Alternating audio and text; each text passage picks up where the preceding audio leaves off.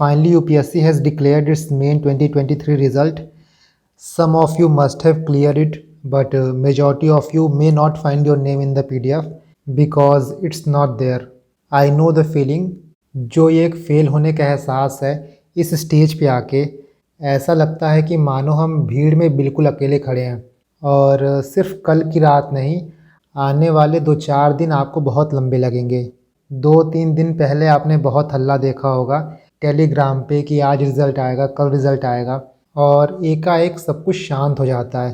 काफ़ी मैसेज मुझे कल आए, 6 attempt, 4 attempt, 2 mains, 3 interview, but finally जिनका क्लियर नहीं हुआ है मेंस, आई नो कि कोई भी आपसे कुछ भी बोले, इस वक्त कुछ फ़र्क नहीं पड़ता है। मैं आपसे बिल्कुल नहीं कहूँगा कि आप अभी बैठ के इंट्रोस्पेक्ट करो कि आपकी गलती कहाँ हुई, कहाँ नहीं हुई। आई नो कि मोस्ट ऑफ़ यू जितना हो सका होगा आपने किया होगा। कोई ये नहीं चाहता कि उसका रिज़ल्ट रुके, कोई ये नहीं चाहता कि इस सर्कल में वो, इस साइकिल में वो बार बार फंसा रहे। काफ़ी लोग आप में ऐसे भी होंगे जो हो सकता है अपने घर पे ना बताएं हों, हिम्मत नहीं होती। आई नो कि आपको ये लगता है कि आप फेस नहीं कर पाओगे।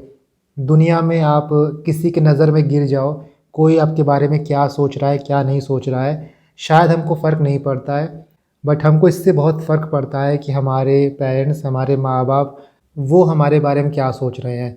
ऐसा लगता है कि उनकी एक्सपेक्टेशन पे हम खरे नहीं उतरे हैं और अब उनको फेस कैसे करेंगे। जिनका प्री नहीं हुआ था, आई नो कि फिर से एक पीटीएसडी उनको हुआ होगा, फिर से वो ट्रॉमा उनको आया होगा, और ये चीज़ आता रहता है। जिनका मेंस अभी नहीं हुआ है, एक बार जब फाइनल रिज़ल्ट आएगा फिर आपको एक बार ये फीलिंग आएगी। I might be bit blunt, but this process has transformed many enthusiastic, talented, full of life souls into just an empty souls. हो सकता है कुछ आप फील भी ना कर रहे हो और कोई ये नहीं समझ सकता है। ट्रस्ट मी, जो भी आपसे बोल रहा है कि मैं आपकी फीलिंग समझ पा रहा हूँ, कोई नहीं समझ सकता कि आप किस दौर से गुज़र रहे हो। रोने का मन करता है, आप रो नहीं सकते हो। चिल्लाने का मन करता है, आप चिल्ला नहीं सकते हो। आज सुबह आप उठे होगे तो समझ में नहीं आ रहा होगा कि आगे क्या करें। पिछले 1-1.5 महीनों से आप एग्ज़ाम के रिज़ल्ट का वेट कर रहे थे, उसका एंटिसिपेशन था, बट एकाएक सब कुछ ख़त्म हो जाता है, ऐसा लगता है। मुझे पता है कि मोटिवेशन किसी काम नहीं आती है। कोई आपसे ये बोले कि चलो कुछ तो तुमने सीखा इस प्रोसेस में। कई लोग आपसे ये भी बोलेंगे कि लाखों में से आप उन हज़ारों में से हो जिनको मेंस लिखने का मौका मिला, बट फाइनली इसका करना क्या है, वो क्वेश्चन मार्क ना हमेशा रह जाता है। बहुत ज़्यादा ख़राब लगता है ना जब आप मेहनत करो।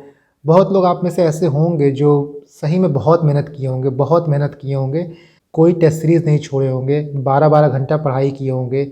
जितना आपसे हो सका है आपने वो भी किया होगा, और हो सकता है जो आपसे नहीं भी हो सकता है वो भी आपने किया होगा। कौन बोल सकता है कि मेहनत नहीं की होगी आप लोगों ने। सोशल लाइफ ख़राब हो जाती है, न किसी से बात करना है, न किसी सोशल गैदरिंग में जाना है। फैमिली जो है वो पूरी तरह इमोशनली इन्वेस्टेड होती है। शरीर का पता नहीं रहता है क्या खा रहे हैं, क्या पी रहे हैं, कोई होश नहीं रहता है।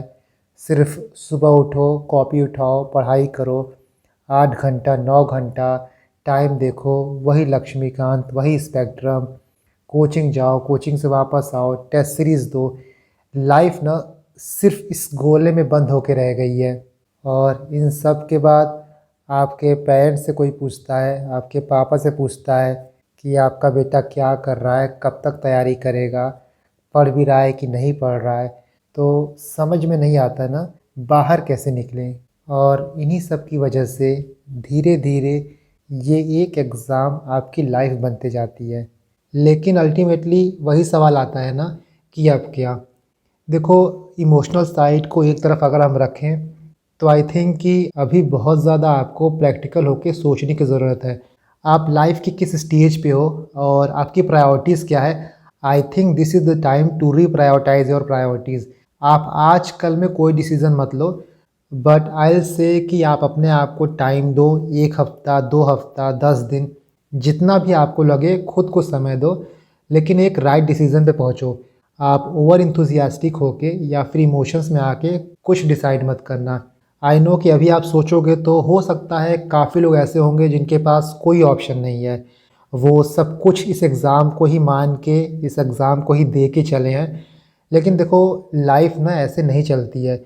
आपको सच में ये रियलाइज़ करना होगा। दो इंसान की सिचुएशन, दो इंसान का जो सराउंडिंग है बहुत डिफरेंट होता है। हो सकता है कि आप किसी ऐसे बंदे को देखें जिसका 5वें या 6वें अटेम्प्ट में हो रहा है, वो आपको मोटिवेट करे कि यार इसका 5वें में हो जा रहा है, इसका 6वें में हो जा रहा है, तो लोग कर रहे हैं। और यहीं हो सकता है कोई दूसरा बंदा उनको देखे तो ये सोचे कि यार चौथे 5वें अटेम्प्ट में जाके लोग का हो रहा है, तो काफ़ी स्ट्रगल है इस फेज़ में। इस चीज़ को आपको मानना पड़ेगा और ये एक्नॉलेज करना होगा कि ये एग्ज़ाम बहुत ज़्यादा अनसर्टेन है। देखो, हार्ड वर्क इम्पॉर्टेंट है, हार्ड वर्क आप सब कर रहे हो। आई नो कि आप सुनोगे कि 99% हार्ड वर्क होता है और सिर्फ 1% लक होता है, लेकिन जब वो 1% आपकी 99% के ऊपर भारी पड़ने लगता है ना, तब सारी थियरी जो है ना, वो सिर्फ धरी की धरी रह जाती है। So as a mentor, as a person जो इस प्रोसेस को काफ़ी करीब से देखा है, आई एडवाइस यू कि आप अपने प्लान्स को प्लीज़ रीलुक करो। मैं प्रैक्टिकली बात करूँ तो अगर ये आपका पहला या दूसरा अटैम्प्ट है, आप ये देखो प्लीज़ कि आपकी कहाँ गलतियाँ हुई है, क्या चीज़ आप सुधार सकते हो। अगर आप 3 से ज़्यादा अटेम्प्ट दे चुके हो, देन कोई ना कोई बैकअप प्लान आप लेके चलो। हो सकता है इस वक्त आपके पास कोई बैकअप प्लान ना हो, बट कुछ ना कुछ आप सोचते रहो। अगर इस वक्त आपको किसी कोचिंग में कोई इवैल्यूएटर की जॉब मिल रही है, तो आप उसको ले सकते हो। इस शेल से आपको बाहर निकलना होगा। आप एक चीज़ नोटिस करना कि आप दिल्ली में रह रहे हो और आपके आस-पास सब लोग जो है वो तैयारी कर रहे हैं। यहाँ पे कब पहला अटेम्प्ट हो जाता है, कब दूसरा अटेम्प्ट हो जाता है, कब तीसरा हो जाता है, हमको पता ही नहीं चलता। क्योंकि हमारे आस-पास सब लोग तैयारी कर रहे होते हैं, चलो ये नहीं हुआ एक और देते हैं, ये भी नहीं हुआ एक और देते हैं। और इस फ़ेज़ में कब 5 से 6 अटेम्प्ट हो जाता है और कब लाइफ बहुत आगे निकल जाती है, समझ में नहीं आता। समझ में आपको तभी आएगा जब आप दिल्ली से बैग उठा के घर जाओगे। अगर आप उस एनवायरनमेंट को चेंज करो, तब आपको आपकी सिचुएशन अच्छे से रियलाइज़ होगी। ये एग्ज़ाम सिर्फ़ आपकी लाइफ़ का एक पार्ट है यार। इसको ऐसा मत बनाओ कि मैं आईएएस नहीं बना, मैं आईपीएस नहीं बना, मेरा यूपीएससी क्लियर नहीं हुआ, तो मेरी ज़िंदगी बेकार है। क्योंकि मैं काफ़ी लोग को जानता हूँ जो इस एग्ज़ाम से इतना जुड़ चुके हैं, इतना इमोशनली अटैच्ड हो चुके हैं कि इस प्रोसेस से निकलने के बाद भी उनको एक क्लोज़र नहीं मिला है। कुछ और भी काम कर रहे हैं, फिर भी जब भी यूपीएससी का रिज़ल्ट आता है, उनका मूड तुरंत ख़राब हो जाता है और फिर वो उसी ज़ोन में चले जाते हैं कि मेरा ये सपना था टूट गया, मैं ये नहीं कर पाया। और इस वजह से क्या होता है कि जो काम वो अभी कर रहे हैं ना, उसमें भी 100% नहीं दे पाते हैं। So that is why please इस इमोशन से बाहर निकलो। आपको आगे अटेम्प्ट देना है, नहीं देना है, इट्स प्योरली योर कॉल, ये आपको सोचना है। लेकिन हमेशा याद रखना कि आप और आपकी लाइफ इस एग्ज़ाम से बहुत बड़ी है। हो सकता है आपको आज लगे कि सब कुछ ख़त्म हो चुका है, लेकिन ट्रस्ट मी, आगे लाइफ में बहुत कुछ बाकी है। आपको ऐसा लगेगा कि आप फैमिली को फेस नहीं कर पा रहे हो, बट आई एडवाइस यू कि आप अपने पापा के साथ, मम्मी के साथ बैठो। जो भी आपका प्लान है, जो भी आप सोच रहे हो, उनको बताओ और उनको कॉन्फिडेंस में लो। कई बार हम इसी से डरते हैं कि अगर मैं ये प्रोसेस से बाहर निकल जाऊंगा या फिर मैं बोल दूंगा घर में कि मुझे कुछ दिन का ब्रेक चाहिए, तो हो सकता है घर वाले ये सोचें कि इससे नहीं होने वाला है। लेकिन मेरी बात मानो आप, जितना आपके घर वाले आपकी परवाह करते हैं, कोई और नहीं करता है। इंडिया ही एक ऐसा देश है जहाँ पे 30 से 32 साल होने के बाद भी पेरेंट्स अपने बच्चों को बैठा के पढ़ाते हैं। तो आप उनसे कोई भी बात आराम से कर सकते हो। थोड़ा एंग्शियस होंगे, थोड़ा हो सकता है वो दुखी हों, बट अल्टीमेटली एक हेल्दी कन्वर्सेशन से कुछ ना कुछ अच्छा ही निकलेगा। रोना है, चिल्लाना है, जो भी करना है, जिससे आपको लगता है आपको सुकून मिला वो करो। बट आई नो कि आप कुछ भी कर लो, आपको सुकून नहीं मिलेगा। जिस चीज़ से आपको सुकून मिलता, वो चीज़ आपके हाथ में नहीं है। थोड़ा वक्त लो आप एंड देन डिसाइड करो कि आपको आगे करना क्या है। अगर आपको प्रॉपरली अपना लाइफ सर्टेन चाहिए, फाइनेंशियल प्रॉब्लम है, करियर की प्रॉब्लम है, देन मैं वहाँ आपको ये सजेस्ट करूँगा कि किसी गवर्नमेंट एग्ज़ाम की तरफ फिर से आप मत जाओ। क्योंकि एक गवर्नमेंट एग्ज़ाम का बैकअप कोई दूसरा गवर्नमेंट जॉब नहीं हो सकता। वहाँ भी इतनी अनसर्टेनिटी होगी, वहाँ भी इतना ही कंपटीशन होगा। सो आप फॉर द टाइम बीइंग किसी गवर्नमेंट जॉब, किसी कॉम्पिटिटिव एग्ज़ाम की तरफ मत जाना और कोई प्राइवेट जॉब या तो आपका जो बैकग्राउंड है उसमें जा सकते हो, कोई प्रोफेशनल कोर्स कर सकते हो, किसी कोचिंग को जॉइन कर सकते हो।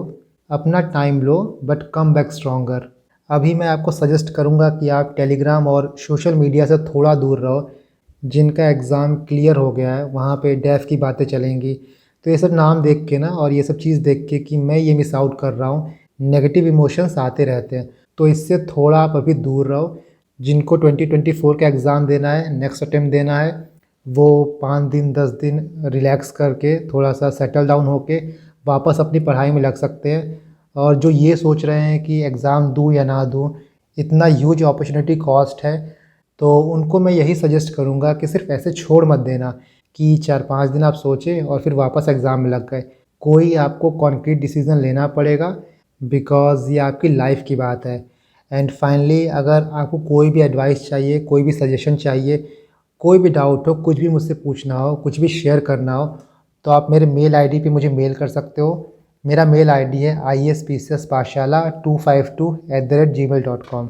मैं यहाँ लिख देता हूँ ispcs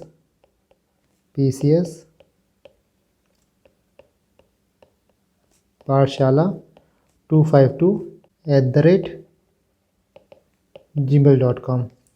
जो भी आपको डाउट है आप मुझे यहाँ पे पूछो। कोई एडवाइस चाहिए, किसी बैकअप प्लान के बारे में आपको मुझसे बात करनी है, आप कुछ सोच रहे हो, feel free to share anything. हो सकता है मुझे थोड़ा वक्त लगे रिप्लाई करने में, क्योंकि काफ़ी मैसेज आते हैं, बट मैं ज़रूर रिप्लाई करूँगा। आप सभी अपना ख्याल रखना। कभी कभी सक्सेस से ज़्यादा सर्वाइवल इम्पॉर्टेंट हो जाती है, और ये टाइम आपको सर्वाइव करना है अपने लिए, अपने पेरेंट्स के लिए।